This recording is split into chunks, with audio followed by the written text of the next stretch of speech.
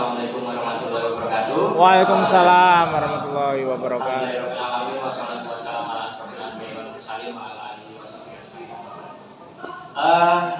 Izin senior saya, dulu saya Pakil Dekang 3 Iya. Dulu saya itu juru fotonya Pak Nurul tahun 2011-2012. Terima kasih Pak Nurul dan pejabat dari Fakultas Teknik, Pembina UKM. Pembina UKM dan Hima, pimpinan UKM dan Hima, dan anggota serta panitia. Yang pertama saya sampaikan terima kasih atas amanahnya dan kepercayaannya. Semoga saya nggak telat. Teman-teman semuanya, izin Pak Nurul dan teman-teman semuanya, saya diamanahi untuk sharing tentang kepemimpinan atau leadership. Saya tidak banyak bercerita soal teori, tapi saya akan bercerita tentang pengalaman. Bagaimana saya memimpin lebih dari 5.000 UMKM, 400 sampai 500 pengurus di usia yang berarti waktu dibukukan bupati dari 20 usia 30 tahun, teman-teman semuanya.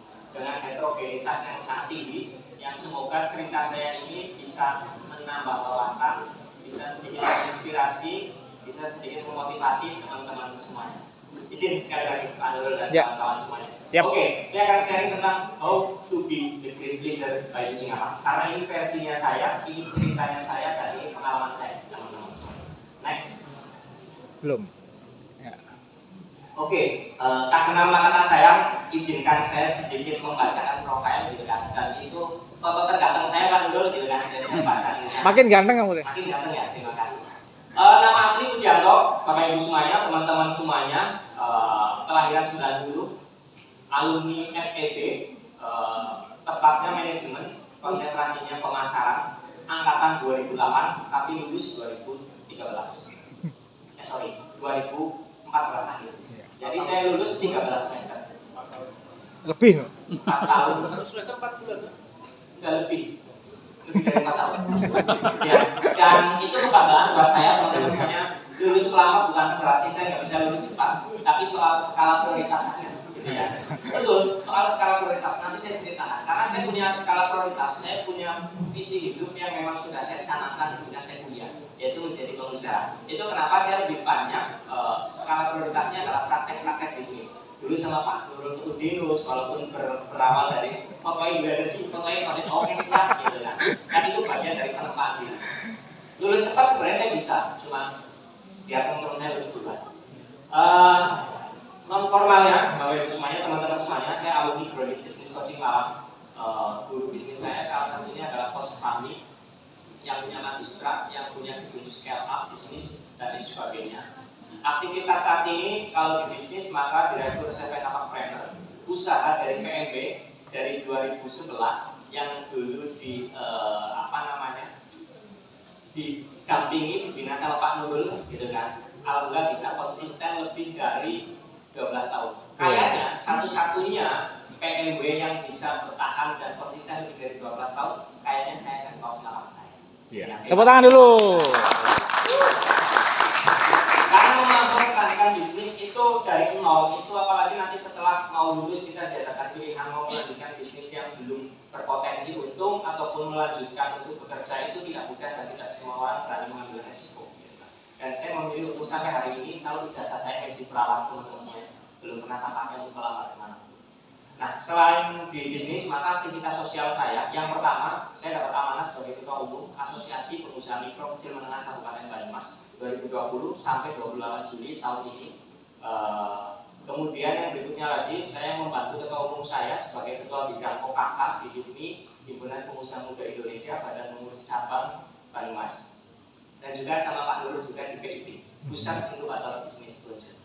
Spesialis saya sebenarnya di sistemasi dan scale-up. Bagaimana mengotomatisasi bisnis biar tanpa kita operasional tetap bisa jalan dan bagaimana membesarkan. Lanjut. Oke, best practice ya. Tadi saya sampaikan, saya akan cerita saja teman-teman semuanya. Bagaimana memimpin 5.000 UMKM di 27 kecamatan, 331 desa dengan dinamika yang sangat tinggi menurut saya, heterogenitasnya tinggi. Orang-orang yang saya pimpin rata-rata usianya lebih dari 40 tahun, 50 tahun, 60 tahun. Ada yang dia juga dekan, ada yang dia bisnisnya lebih besar dari saya, pengalaman organisasinya lebih matang, usianya jauh lebih senior. Tapi ya alhamdulillah hampir selesai nih, 4 bulan lagi kepengurusan saya selesai dengan capaian yang menurut saya patut saya banggakan dan nanti saya ceritakan teman-teman semuanya. Next, lanjut.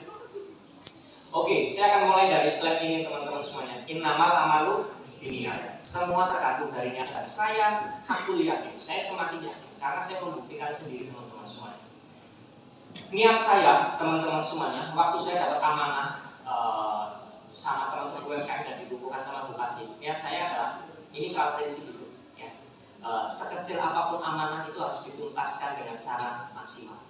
Maka begitu saya terpilih sebagai ketua umum, begitu juga teman-teman ini teman-teman kan sedang dapat amanah tuh. Kan? Untuk memimpin UKM atau hima-himanya.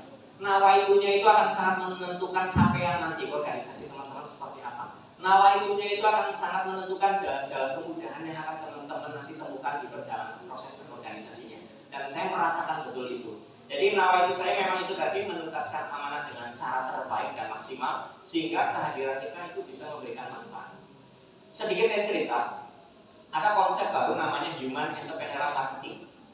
Bedanya dengan konsep entrepreneur marketing yang lama dengan hari ini adalah kalau konsep entrepreneur marketing konvensional orientasinya pada profit, hitung-hitungan angka. Saya melakukan ini dapatnya berapa sih? Tapi kalau human entrepreneur marketing fokusnya pada humanity. Bedanya di mana? Bedanya adalah kalau fokus di humanity, bagaimana kehadiran kita, konteksnya pemimpin maka menjadi pemimpin yang bermanfaat.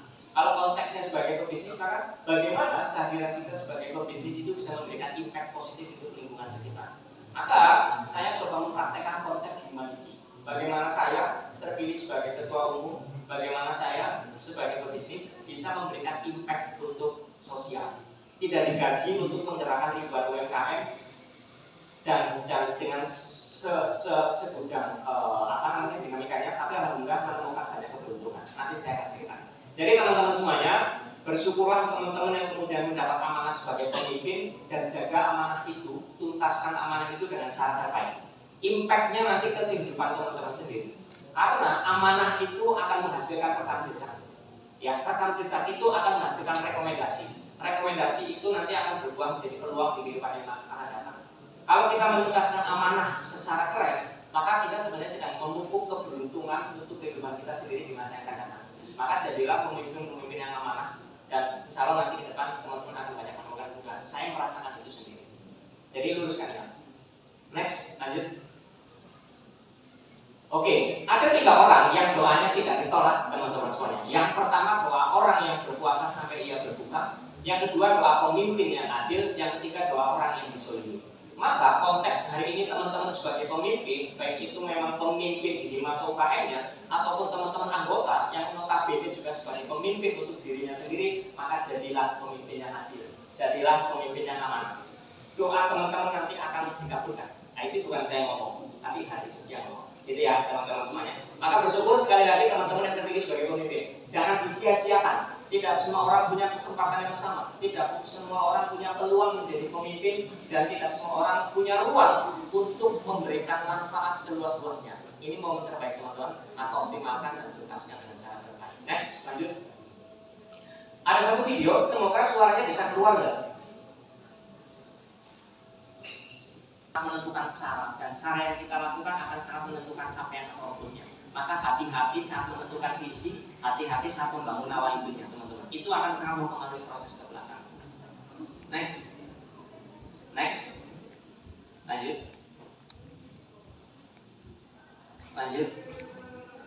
Oke, ini lanjut. Nah, teman-teman semuanya, ini sedikit teori ya teman-teman semuanya. Jadi menurut pakar kepemimpinan, pemimpin itu ada 5 level teman-teman semuanya. Nanti saya akan contohkan juga ya level per levelnya. Itu kan. Level yang pertama, teman-teman semuanya, itu ada position right. Jadi orang mengikuti kita itu karena sebuah keharusan. Contoh nyatanya teman-teman semuanya, saya punya kaosnya Pak. Karyawan-karyawan saya mengikuti titah saya itu karena keharusan. Maka mau nggak mau, suka nggak suka dia mengikuti kita. Maka kita itu masuk dalam kategori kepemimpinan level 1, position right. Gitu kan. karena mereka itu harus memang mengikuti saya. Maka untuk menjadi pemimpin level 1 ini sangat mudah. Semua orang itu bisa, gitu kan.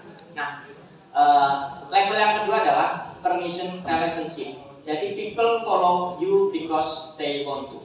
Level yang kedua teman-teman semuanya, orang itu memilih kita sebagai pemimpin karena tahu kita. Tapi tahu dari segi persepsi, oh Mas Puji itu orangnya seperti ini, saya milih Mas Puji saja deh yang menjadi pemimpinnya. Itu level kedua. Ya nanti ini saya bahas kulitnya dulu, nanti di belakang saya kasih contoh-contoh. Nanti tinggal teman-teman silakan ukur kemampuan kapasitas teman-teman saat ini itu masuk dalam kategori leader mana.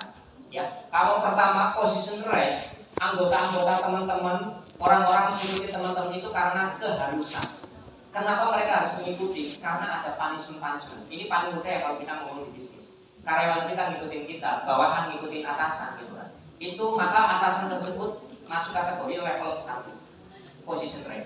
Yang kedua, orang mengikuti kita karena apa? Karena mereka tahu tentang kita. Oh, si ini seperti ini, seperti ini, seperti ini. Walaupun belum terbukti, gitu kan. Baru persepsi, gitu kan. Itu pemimpin level kedua. Pemimpin level ketiga, teman-teman semuanya, production result. Jadi apa yang kita lakukan sebagai pemimpin di organisasi kita, totalitasnya kita itu dilihat sama anggota-anggota kita, gitu kan. Mereka berpikir dan melihat bahwa kita produktif sekali, kita totalitas untuk organisasi. Akhirnya mereka aware dengan kita, mereka appreciate dengan kita, mengikuti kepemimpinan kita, gitu kan. Itu bukan lagi keharusan, tapi mereka melihat rekam jejak kita saat membangun organisasi kita. Itu pemimpin level 3. Ya, pemimpin level 4 ada yang namanya people development reproduction. Jadi kita sebagai pemimpin mulai melakukan kaderisasi, membersamai kandidat-kandidat, membersamai anggota-anggota kita, membersamai kepala divisi divisi kita. Ketika anggota kita atau tim kita mengalami masalah, kita hadir. Ketika tim kita mengalami stuck, kita bisa memberikan solusi. Ketika tim kita sedang tidak semangat, maka kita bisa memberikan spirit, gitu kan. Kita membersamai dan kita hadir. Ya, itu pemimpin level 4. Itu terus kita bersamai sampai akhirnya orang-orang yang kita bersamai, orang-orang yang kita dampingi, mereka merasa loh ini pemimpin saya kok betul-betul membersamai prosesnya saya, gitu kan. Saat saya butuh selalu ada, gitu kan. Saat saya down dia selalu support. Maka nanti pemimpin itu akan masuk ke level 5, teman-teman semuanya. Pinnacle respect. Ini hubungannya jauh lebih jangka panjang. Ngomongin di luar organisasi, orang-orang itu masih loyal dengan kita, masih hormat dengan kita, padahal sudah di luar organisasi. Kenapa? Karena mereka merasa mereka dibersamai, mereka menjadi seperti itu pun karena berkat pemimpinnya mereka. Mereka menjadi pemimpin-pemimpin baru karena berkat pemimpin yang sebelumnya. Maka ini menjadi respectnya jangka panjang. Gitu. Saya kasih contoh nanti. Next. Oke, ini tadi ya penegasan pemimpin level 1. Nanti teman-teman silakan cek kemampuan teman-teman itu saat ini ada di level mana sih sebenarnya. Maka harus belajar apa? Kalau posisi teman-teman masih ada di level 1, gitu kan, maka yang harus teman-teman pelajari adalah ini nih, belajar disiplin dan belajar memotivasi, gitu kan. Disiplin apa? Disiplin soal waktu. Disiplin apa? Disiplin soal kerja. Apapun itu, gitu kan. Itu lebih teman-teman belajar untuk memanage diri terlebih dahulu. Oke, teman-teman belajar itu, dan teman-teman belajar untuk memotivasi. Dan saran saya teman-teman semuanya, cara paling keren untuk memotivasi tanpa kata-kata adalah dengan tindakan. Sebelum kita ngomong, timku, ayo dong semangat, kita sendiri harus menunjukkan semangat terlebih dahulu. Sebelum ngomongin timku, ayo dong disiplin, kita sendiri harus sudah disiplin. Maka cara paling keren untuk memotivasi orang tanpa kata-kata adalah dengan menunjukkan perbuatan saja. Gitu kan? Kenapa? Karena orang punya hati, dia bisa merasakan, orang punya mata, dia bisa melihat, orang punya telinga, dia bisa mendengarkan. Maka disinilah teman-teman memang harus melatih, menempa dirinya teman-teman menjadi orang yang kemudian disiplin dan bisa memotivasi. Ini level 1. Next. Ini level 2 tadi. Orang mengikuti kita karena orang menilai kita itu bisa, gitu kan. Orang menilai kita itu mampu walaupun belum dibuktikan, gitu kan. Maka yang harus teman-teman pelajari saat teman-teman misalkan saya dipilih menjadi ketua DLM, saya dipilih menjadi FK Unsur misalkan, gitu kan.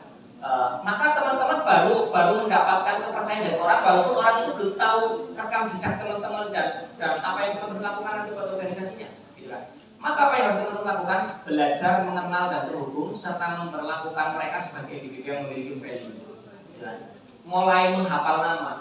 Kalau kita berorganisasi ya, saya dituntut harus menghafal ratusan nama saat saya berinteraksi dengan teman-teman pengurus. Karena akan berbeda ketika kita komunikasi dengan menyebut nama, gitu kan. Bondingnya akan berbeda.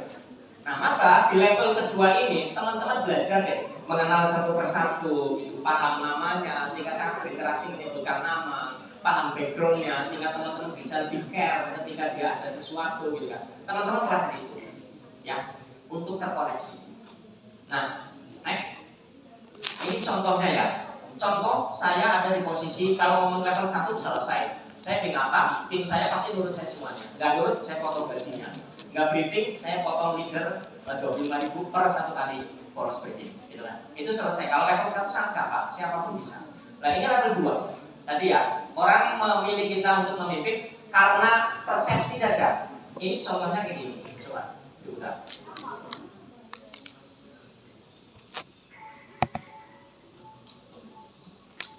Positif akan menghasilkan rekomendasi dan keberuntungan. Saya menemukan ratusan keberuntungan selama saya hidup itu kan, karena saya menjaga prinsip hidup tadi saya. Sekecil apapun amanah harus dituntaskan dengan cara optimal. Termasuk setelah saya terpilih, teman-teman semuanya, saya memutuskan memindahkan 80% konsentrasi saya ke organisasi aspek masih, gitu kan. Karena itu bentuk totalitas tadi, menjaga amanah. 20% saya sisakan untuk ngelola di kaos tapak dan alhamdulillah running. Hasilnya ya teman-teman bisa cek kan, pemberitaan tentang UMKM, sosial media di IG ketik aspik mas itu muncul semua di 27 kecamatan dengan kegiatan. Penghargaannya nanti kita tampilkan. Next, lanjut mas. Oke, itu contoh kepemimpinan level 2 teman-teman semuanya ya. Kepemimpinan level 3 production. Orang mengikuti kita karena rekam jejak kita. Pemimpin level 3 tempat para pemimpin dapat menjadi agen perubahan. Nah, ini teman-teman semuanya, teman-teman belajar untuk mengeluarkan kompetensi dan komitmen terbaik kita untuk menghasilkan karya terbaik sebagai solusi pertumbuhan. Teman-teman dituntut untuk totalitas. Ya, saat teman-teman sudah dipilih sama orang-orang yang kemudian berpersepsi teman-teman mampu, teman-teman tunjukkan bahwa teman-teman mampu. Tadi dengan disiplin yang lebih, pokoknya totalitas, gitu kan. Teman-teman contohkan, gitu kan, ke anggota teman-teman. Jangan sampai teman-teman menjadi pemimpin, ayo semangat dong, teman-teman sendiri nggak pernah semangat. Teman-teman mencontohkan atau mengajak timnya untuk, ayo dong disiplin, teman-teman sendiri nggak disiplin. Ya, teman-teman harus melakukan lebih daripada timnya teman-teman. Teman-teman harus berpikir lebih daripada timnya teman-teman. Nah itu leader. Ya. Jangan sampai karena merasa dipilih, teman-teman jadi pemimpin, teman-teman kerjanya lebih sederhana daripada anggota juga. Justru kita harus menunjukkan kita melakukan lebih, lakukan lebih, nanti endingnya bakal keren.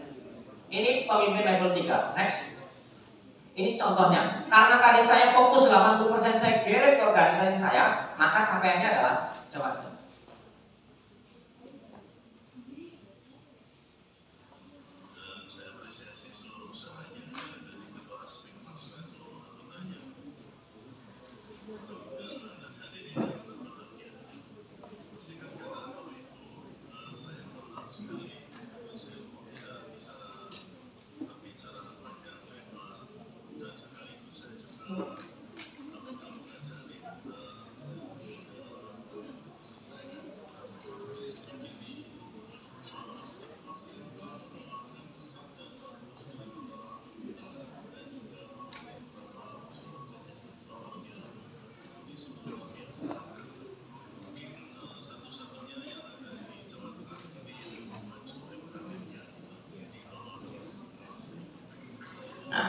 Hasil dari saya totalitas teman-teman semuanya, saya menunjukkan dengan contoh ke anggota-anggota saya dan ke pengurus saya, maka capaian organisasi sangat signifikan.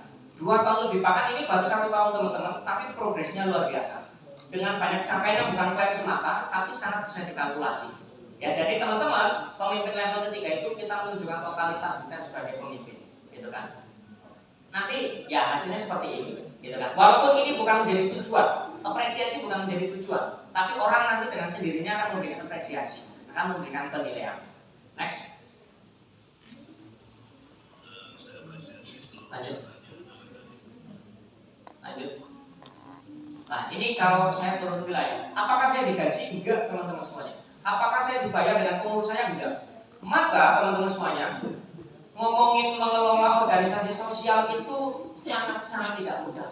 Bagaimana kita bisa melakukan penetrasi ke tim kita, mereka nggak dibayar, tapi outputnya bisa tercapai melampaui estimasi banyak orang, gitu kan? Ya tadi, gitu kan? Saya totalitas, saya menunjukkan dulu, saya mencontohkan dulu, saya totalitas kok. Maka ketika saya ngomong ayo totalitas, saya bukan cuma ngomong doang. Dan saya membangun yang namanya 3 budaya malu astigmas. Ini yang kemudian karena saya percaya gitu kan, nanti di slide ada. Kalau kita ingin melakukan perubahan besar, jangan merubah actionnya, tapi rubah dulu paradigmanya.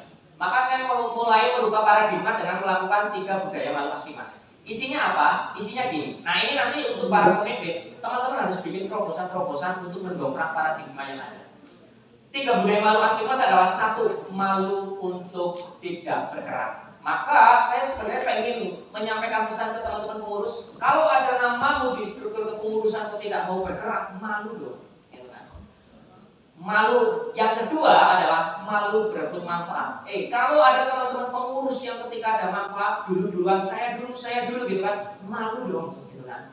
Dan budaya malu ketiga adalah malu mendapatkan banyak manfaat dari organisasi tapi minim kontribusi. Kalau ada teman-teman pengurus yang kemudian hanya mendapatkan manfaat tapi tanpa memberi kontribusi, harusnya malu dong.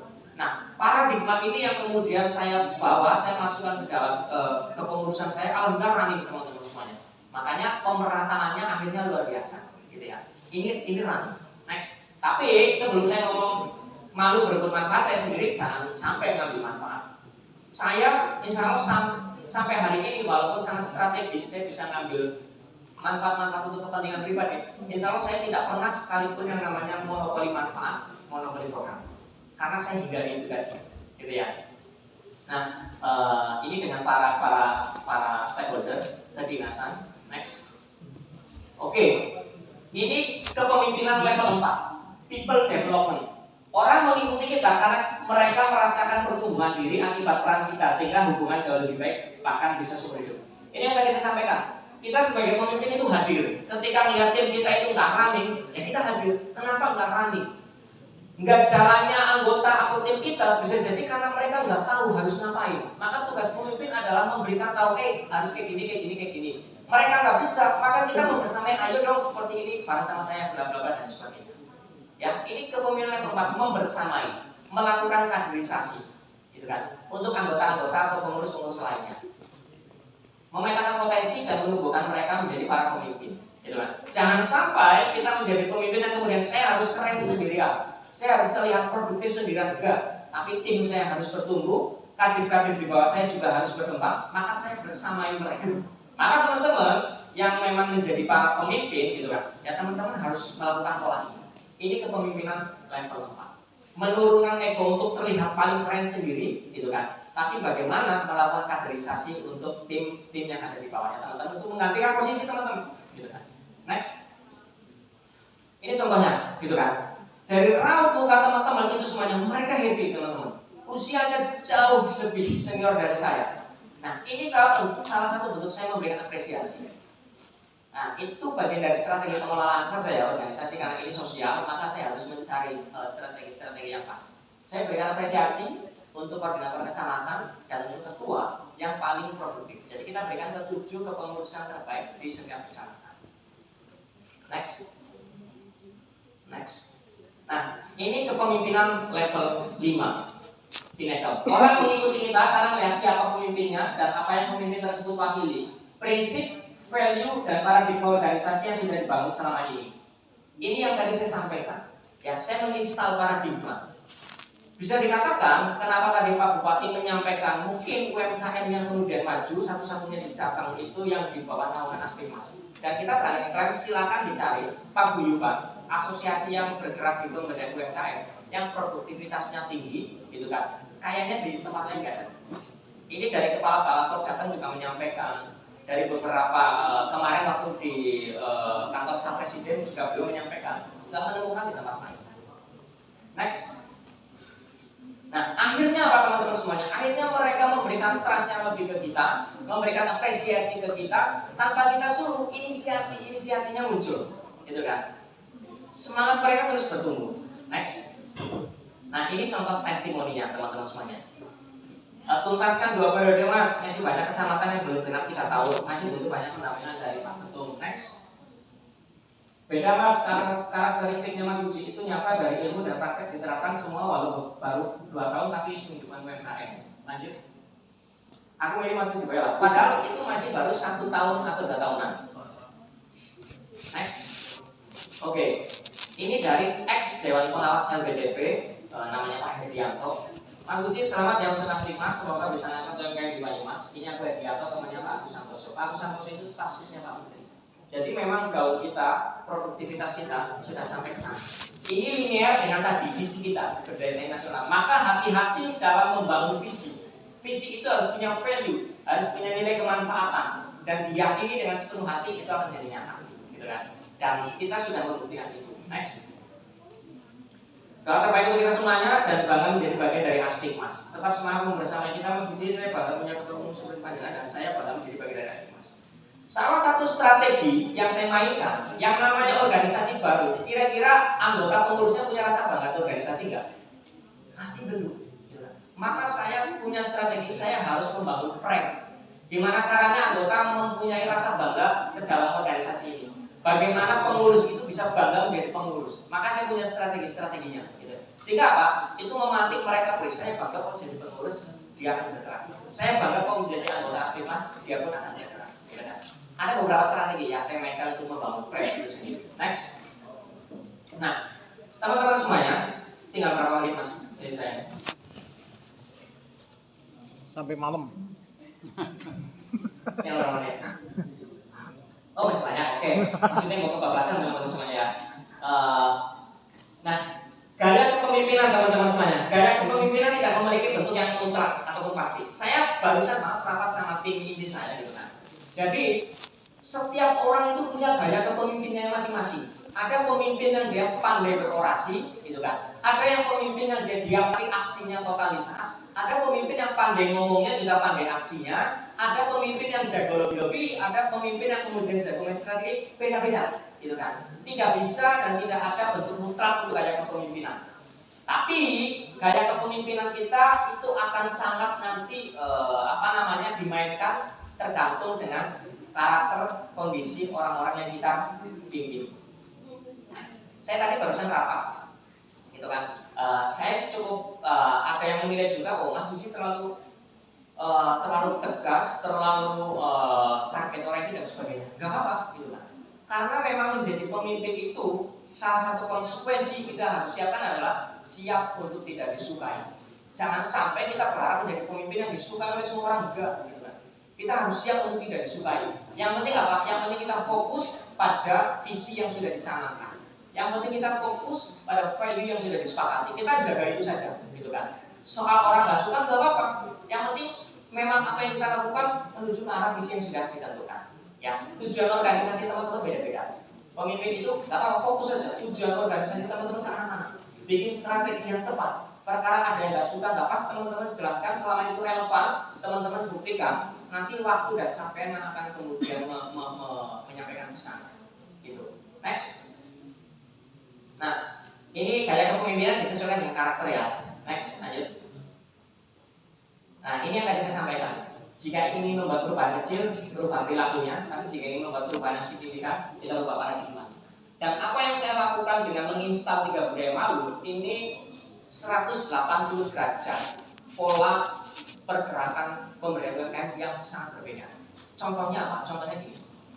Dulu sebelum ada Aspik Mas, teman-teman pemberdaya itu nggak mungkin mau totalitas kalau tidak ada stimulan program. Loh digaji enggak kok ngapain mumet-mumet mikirin program gitu kan. Loh digaji enggak kok ngapain mumet-mumet nyari sumber revenue untuk menggerakkan organisasi. Dan saya lakukan 180 derajat yang berbeda. Contoh misalnya tadi dengan budaya tadi. Gak ada stimulan program dari pemerintah, loh kita pengusaha kok, UMKM itu pengusaha kok. Maka kita harus cari gimana caranya kita bisa menghasilkan program dengan kolaborasi. Kita nggak dikasih sumber anggaran misalkan, tapi kita harus menggerakkan ratusan pengurus dan ribuan UMKM. Loh, kita punya kok alternatif yang lain, sponsorship misalkan dengan membuat unit usaha gitu kan.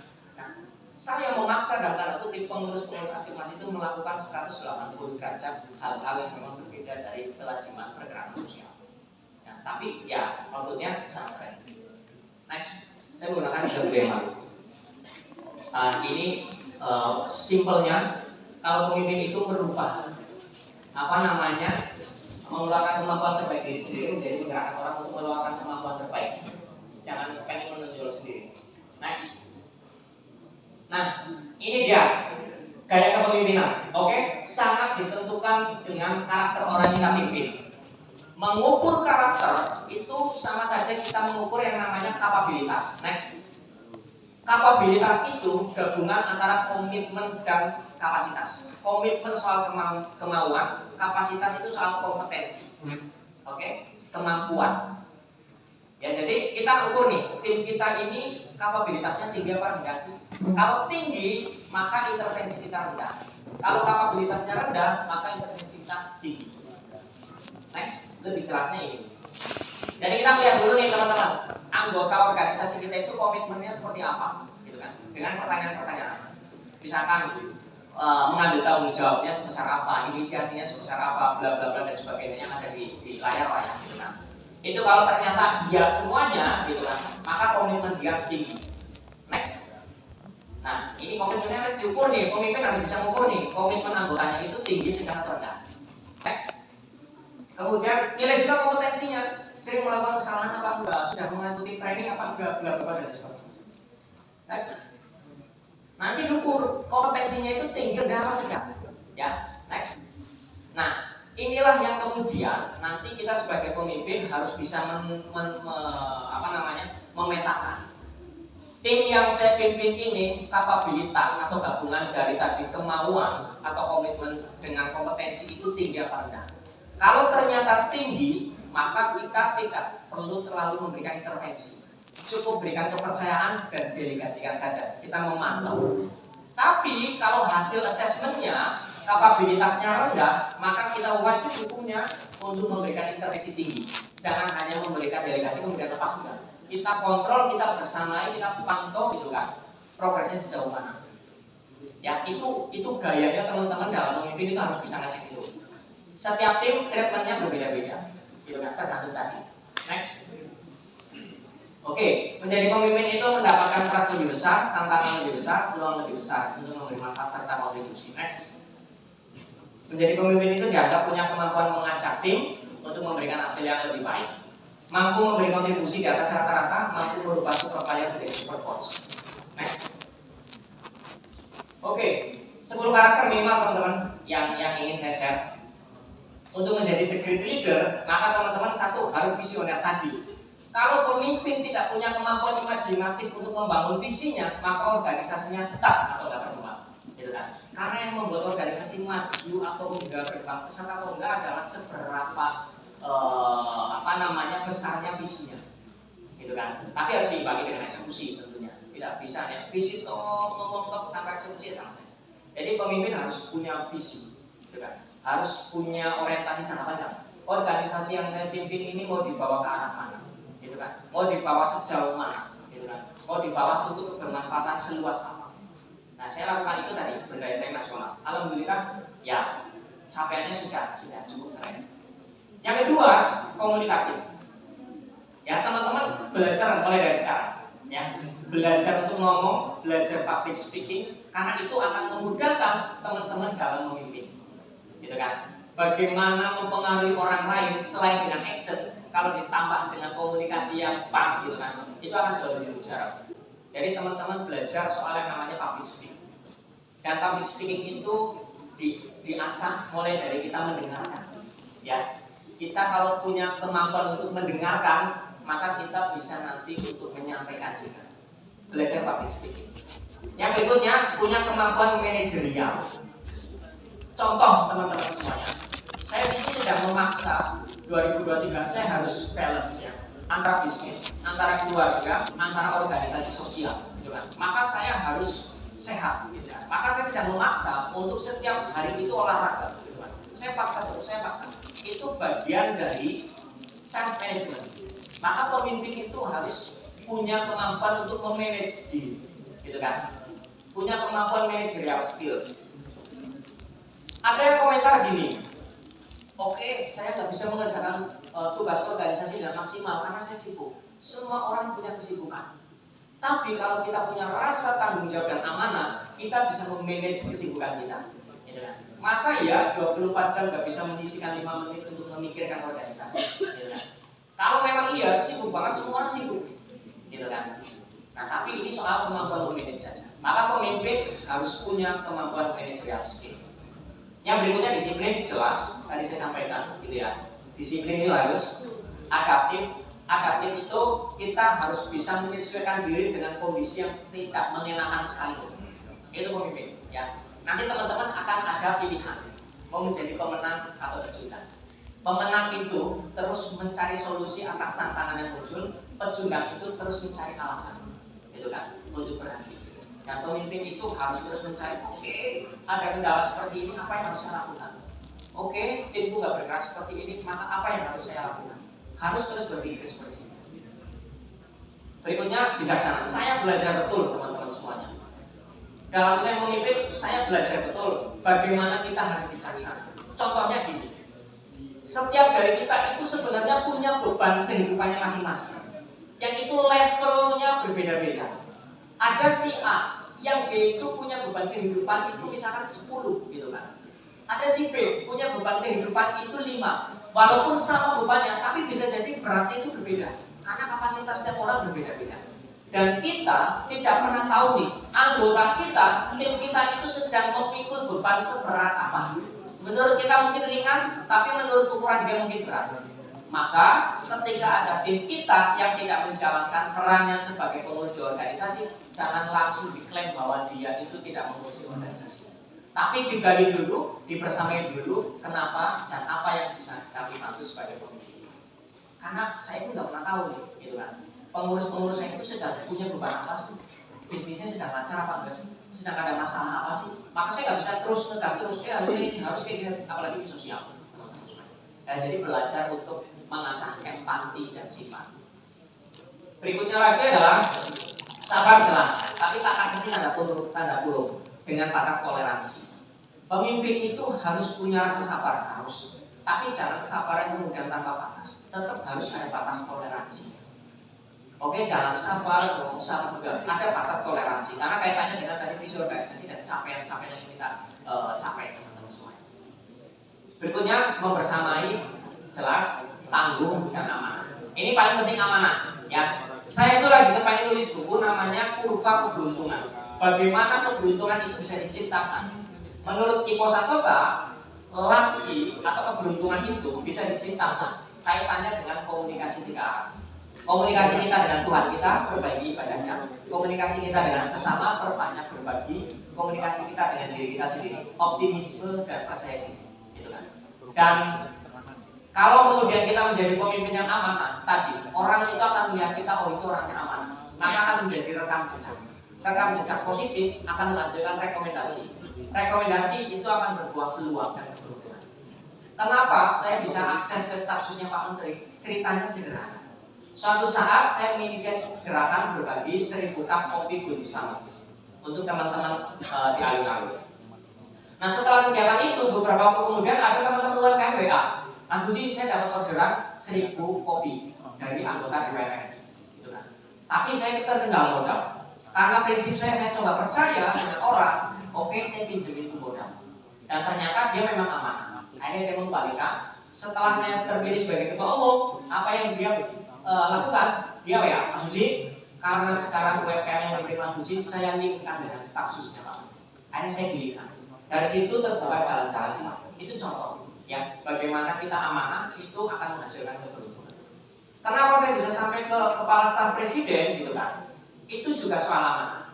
Jadi jaringan saya, melihat totalitas saya, melihat rekam jejak saya, sampai akhirnya waktu itu ada yang namanya KSP mendengar, kantor staf presiden mendengar di Astor. H-1 saya dikabari, Jik, yuk makan siang bareng. Ternyata makan siang sama RS1-nya KSP, gitu kan. Dari situ saya menjalin komunikasi dengan yang namanya Mas Joko, Mas Ato, dan kawan-kawan semuanya. Akhirnya apa? Akhirnya ya kita menuai juga. Ya. Itu contoh amanah menghasilkan rekam jejak menghasilkan peluang ataupun keberuntungan. Maka kalau teman-teman pengen menjadi pemimpin yang beruntung, Pemimpin yang menemukan banyak jalan kemudahan, jadilah pemimpin yang amanah. Jagalah sikap-sikap amanah. Insya Allah nanti akan memudahkan teman-teman. Next. Oke, menjadi pemimpin itu harus melakukan lebih dari yang lain. Tadi saya sampaikan, sabarnya harus lebih dari yang lain, bicaksananya harus lebih, tangguhnya harus lebih, berjuangnya harus lebih, berpikirnya harus lebih, semuanya pokoknya. Next. Nah, ini yang tadi saya sampaikan. Kepemimpinan saya, alhamdulillah yang sangat singkat ini mendapatkan penghargaan dari Bank Indonesia, Kantor Perwakilan Wilayah Daerah Jawa Tengah. Dari 11 penghargaan, yang paling keren kita, mengapa? Karena penghargaannya gini. Mitra strategis terkolaboratif dalam mendukung upaya pertumbuhan dari peningkatan ekonomi wilayah daerah Jawa Tengah karena produktivitas organisasi. Dan BI lembaga yang independen dan kredibel. Mereka dalam memberikan apresiasi tentunya mereka punya hitung-hitungannya sendiri. Dan kita berhasil mencapai ini. Walaupun bukan ini tujuannya, tapi tadi orang punya hati bisa merasakan, orang punya mata bisa melihat, orang punya telinga bisa mendengar. Lakukan saja yang terbaik, nanti hal-hal baik seperti ini akan berdatangan tanpa kita minta. Gitu. Dan akhirnya kita sangat dipercaya oleh BI. Terakhir kita diberikan program sosial Bank Indonesia 530 juta. Gitu kan. Walaupun berbentuk ada beberapa kelengkapan untuk keperluan organisasi. Next. Kita juga membangun yang namanya Aspimas Academy. Kita juga membangun yang namanya tim pertumbuhan. Nah ini bagian dari strategi ya. Jadi ya pemimpin harus pandai memainkan strategi lah. Saya membentuk yang namanya 3 golden circle teman-teman semuanya untuk menguatkan pergerakan kita. Ada yang namanya Aspimas, ini untuk mengelola pergerakan UMKM se-Banyumas. Ada yang namanya Aspimas Academy, ini yang kemudian tim untuk mengelola kolaborasi antara kampus dan juga Aspimas, bentuknya pendampingan intensif dengan mahasiswa FPKM. Ada yang namanya Aspikma, ini unit usaha yang menghasilkan revenue, yang mana revenue-nya orientasinya sociopreneur, maka keuntungannya akan digunakan untuk pemberdayaan. Kenapa? Karena tadi kita tidak mendapatkan kepercayaan anggaran, itu kan belum. Next. Jika kau ingin membuat semua orang punya ilmu, jangan jadi pemimpin jualan es krim saja. Itu yang tadi saya sampaikan. Ketika kita menjadi seorang pemimpin, salah satu konsekuensinya adalah kita harus siap untuk tidak disukai semua orang. Yang penting pegangan kita adalah visi organisasi, prinsip organisasi, itu yang kita pegang. Selama kita menjalankan itu, walaupun ada orang yang nggak suka, it's okay. Next. Nah ini dia, pemimpin itu harus berani tidak disukai. Jangan kepengen terlihat aktif terus juga. Ada kalanya kita memang harus tidak disukai, tidak apa-apa. Yang penting kebijakan yang kita ambil itu memang kebijakan yang produktif untuk pertumbuhan organisasi. Next. Oke. Next. Coba video terakhir ya, ini slide terakhir.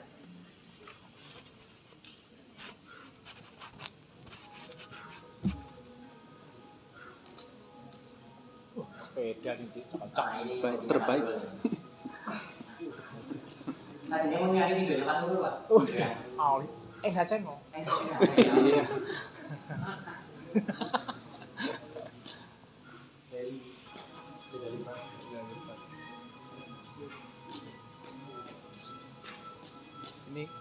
Ini Sound system kita selek banget. pemimpin. Sound system Bahwa kita harus berani memulai terlebih dahulu. Bahwa kita harus berani berjuang terlebih dahulu. untuk ngomong master Bahwa kita teguh harus berani bergerak. malu-malu. Ini juga panas. Sampai kemudian Rasanya nggak jalan. apa yang kita lakukan, eksekusi yang kita lakukan itu bisa dilihat, bisa didengarkan, bisa dirasakan, sehingga menginspirasi orang. Kita tidak perlu mengajak dengan kata-kata, tapi kita mengajak dengan perbuatan. Itu jauh lebih besar.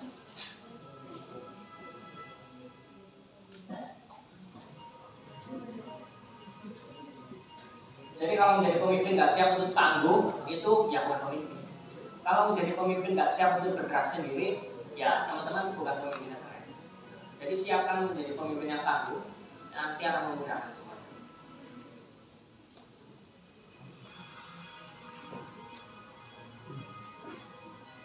Ya, menurut nih. Pertama satu, baik lebih banyak.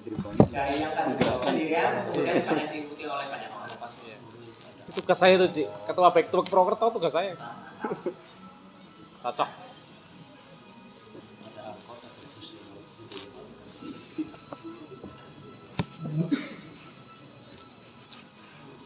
Tukang foto. Dan tadi ya teman-teman semuanya. Jadi segala sesuatu itu jangan diukur dengan hitung-hitungan uang. Teman-teman ngapain harus totalitas di organisasinya teman-teman nggak dibayar, jangan teman-teman. Tapi bagaimana hadirnya teman-teman di organisasi itu bisa memberikan impact yang positif. Bagaimana hadirnya teman-teman secara individu di organisasi teman-teman itu bisa memberikan manfaat yang luas. Itulah nanti teman-teman track, gitu kan? Manfaatnya buat teman-teman sendiri. Dan kalkulasi Tuhan tidak pernah meleset. Apa yang kita kerjakan belum ternilai dengan uang. Suatu saat itu uang akan datang dengan sendiri. Dan saya pun menyampaikan ini karena memang saya merasakan. Beberapa waktu yang lalu contohnya, saya mendapatkan order senilai sekian ratus juta tanpa saya mengajukan proposal, gitu kan? Itu saya percaya betul apa yang kemudian saya lakukan untuk kemanfaatan, maka hasilnya salah satunya itu. Tapi jangan itu yang menjadi tujuan utama, itu bonus saja, ya. Teman-teman jadilah orang yang bermanfaat. Next, kayaknya selesai. Oke, terima kasih. Kurang lebihnya mohon maaf. Wabillahi taufiq wal hidayah.